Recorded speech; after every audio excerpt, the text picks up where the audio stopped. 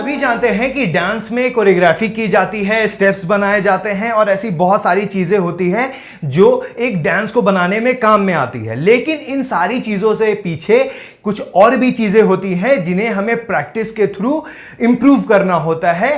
तो इन्हीं सारी चीजों के बारे में इस वीडियो में हम बात करने वाले हैं। बेसिकली आज हम 6 ऐसे पॉइंट्स पे बात करेंगे जिन्हें हम खुद से अपने घर में प्रैक्टिस करके खुद की बॉडी को इंप्रूव कर सकते हैं एक अच्छे डांसर बनने के लिए। तो बिना देर किए हुए चलते हैं और सबसे पहले हम बात करने वाले हैं स्ट्रेचिंग के बारे में।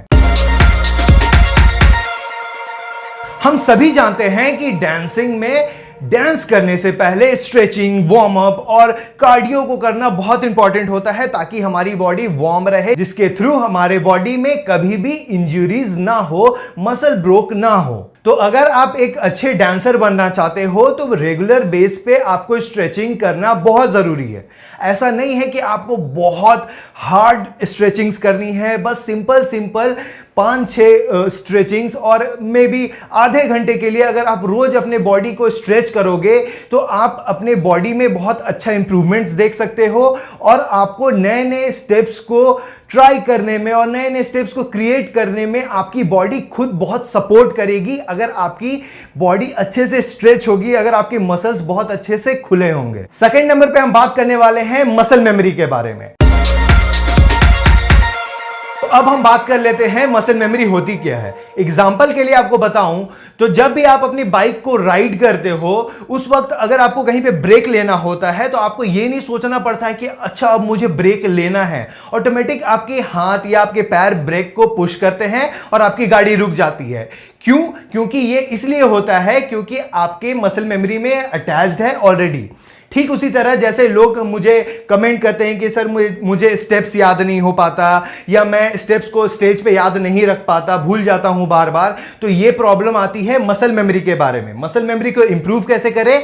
जितना आप प्रैक्टिस करेंगे अपने स्टेप्स को अच्छे तरीके से याद करने के लिए, उतना आपके स्टेप्स आपके मसल मेमोरी में अटैच्ड होते जाएंगे और आपको एक समय के बाद कंटिन्यू प्रैक्टिस करते करते एक समय ऐसा आएगा कि आपको स्टेप्स को सोचने की जरूरत नहीं पड़ेगी, सॉन्ग प्ले होगा और आपकी कोरियोग्राफी के हिसाब से आपकी बॉडी खुद ब खुद मूव करेगी। ये होती है मसल मेमोरी। कैसे करना है? Keep practising, muscle memory automatic improve होगी। थर्ड नंबर पे हम बात करने वाले हैं डांस वीडियोस को देखने की। अक्सर डांसर से मैंने ये कहते सुना है कि सर मुझे स्टेप्स नहीं आते या मैं स्टार्ट नहीं कर पाता अपनी कोरियोग्राफी, या पहली स्टेप्स ऐसे क्या करूं, कैसे अपनी कोरियोग्राफी को स्टार्ट करूं। तो बेसिकली अगर आप अच्छे से डांस वीडियोस देखते हो, अगर आप एक बिगिनर हो तो आप सिर्फ देख के बहुत सारी चीजें सीख सकते हो अगर आप किसी एक पर्टिकुलर डांसर को फॉलो करते हो अच्छे से। तो कभी भी ये मत सोचिए कि दूसरे डांसर्स को फॉलो करना या उसके स्टेप्स से अपने स्टेप्स को इम्प्रोवाइज करना गलत होता है। हर कोई हमेशा एक दूसरे को देखकर या एक दूसरे से मोटिवेट होकर ही सीखता है। तो जितना हो सके दूसरे के डांस वीडियोस को देखिए, जो भी पर्टिकुलर आपको डांस स्टाइल पसंद है उसके डांसर्स को देखिए, उसके स्टेप्स को देखिए और देखिए कि वो कैसे अपने स्टेप्स को कोरियोग्राफ करते हैं, कैसी म्यूजिक को यूज करते हैं, उनकी म्यूजिकलिटी कैसे वर्क करती है और ये सारी चीजें। आराम से वीडियोस को देखिए, समझिए और अपने डांस स्किल को आप घर बैठे ही बहुत इंप्रूव कर सकते हैं डांस वीडियोस देख के। चौथे नंबर पे हम बात करने वाले हैं खाने की, अच्छे खाने की। अब आपको यह पता होगा कि एक डांसर सिर्फ एक एंटरटेनर नहीं बल्कि एक एथलीट भी होता है, क्योंकि वो कंटिन्यूअसली वर्क करता है, अपनी बॉडी से अपनी स्टैमिना को खर्च करता है। तो एक अच्छा एथलीट यानी एक अच्छा डांसर होने के लिए आपके पास एक अच्छा डाइट प्लान होना बहुत जरूरी है या आपको हेल्दी खाना खाना बहुत जरूरी है। अब ऐसा नहीं है कि आप जंक्स नहीं खा सकते हैं, लेकिन आपके डाइट में रेगुलर बेस पे वेजिटेबल्स या हाई प्रोटीन डाइट्स होना बहुत जरूरी है ताकि आप अपने बॉडी को अच्छे से मेंटेन कर सकें। अब जाहिर सी बात है कि एक अच्छा डाइट प्लान अफोर्ड करना सबके लिए पॉसिबल नहीं होता, लेकिन आपको मैनेज तो करना ही है। आसपास जितने भी चीजें अवेलेबल है, ज्यादा से ज्यादा सब्जियां खाइए या ज्यादा से ज्यादा हेल्दी चीज खाइए और कम से कम जंक फूड को कंज्यूम करिए ताकि आपकी बॉडी में कैलोरीज की मात्रा ज्यादा ना हो और आपकी बॉडी आपको स्टैमिना प्रोवाइड करे। 5वें नंबर पे हम बात करने वाले हैं म्यूजिक के बारे में, म्यूजिक को सुनने के बारे में। हम पहले भी इस टॉपिक पे बात कर चुके हैं कि म्यूजिक को बिना अच्छे से समझे आप एक अच्छी कोरियोग्राफी नहीं कर सकते। किसी भी डांस का एक पहला पार्ट होता है एक सॉन्ग को चुनना।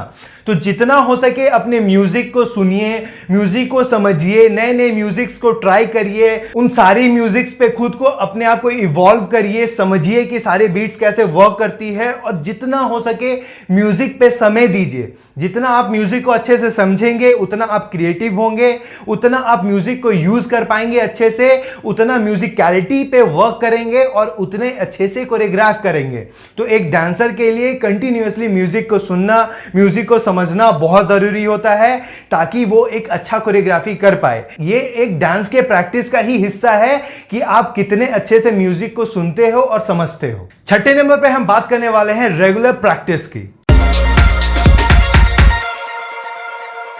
हम सभी जानते हैं कि अगर आप किसी चीज को कंटिन्यूअसली प्रैक्टिस नहीं करोगे तो आपका दिमाग उन सारी चीजों को भूलना स्टार्ट कर देता है। तो अगर आप ये सोच रहे हैं कि आज मैं प्रैक्टिस करूंगा, फिर उसके बाद एक हफ्ते बाद करूंगा या फिर जब मन करेगा तब करूंगा, तो इससे ये होता है कि आप अपने खुद की जो स्किल्स होती है, डांसिंग स्किल्स होती है, वो धीरे धीरे लूज करते जाते हो। आपके मन में बस रहता है कि मैं एक अच्छा डांसर हूं, मैं जब करूंगा मेरे से वो सारी चीजें हो जाएगी, लेकिन ऐसा बिल्कुल नहीं होता है।